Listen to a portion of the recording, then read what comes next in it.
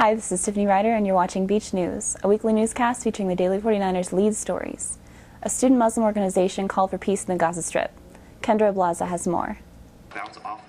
The Muslim Student Association protested against what they called an offensive war by Israel against Palestinians. Demonstrators had planted hundreds of white flags representing Palestinian casualties from Israel's latest attacks into the Gaza Strip.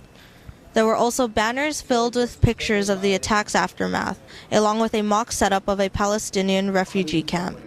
MSA said Israel is engaged in a war crime against Palestine, whom they defined as a defenseless population. They say Israeli occupation of the region has caused a shortage in electricity, gas, and water resources. However, speakers at the event made sure not to associate their dissent against Israeli attacks with the differences between Islam and Judaism. What we have in Gaza, it's a criminal act. It's nothing belonging to the religious at all. Between Islam and Judaism, there is no problem.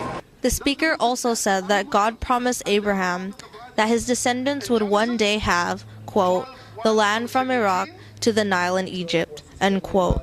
He said that this promise was made to both Jews and Arabs. Not too far from the demonstration was an on-campus Jewish group, Beach Hillel, selling cookies for a Long Beach food bank.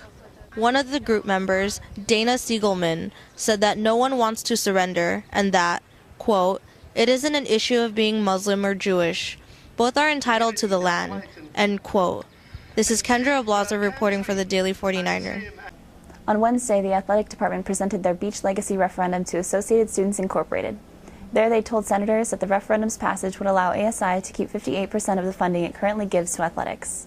I've heard from both that there are a couple senators for it and a couple senators against it. Athletics also held an informational meeting for students. There they showed that the proposed fees would make CSULB jump from 19th to 9th in campus fees among CSUs. Students parking at the Marina Lot no longer have access to free CSULB shuttle service. With the addition of a new parking structure, the university has had about 400 open parking spaces per day. Students may still use the lot in a nearby bus route off 2nd Street and PCH to get them to CSULB for free using their school ID. CSULB is working with the city to potentially open a studio and residence facility for the art department's grad program.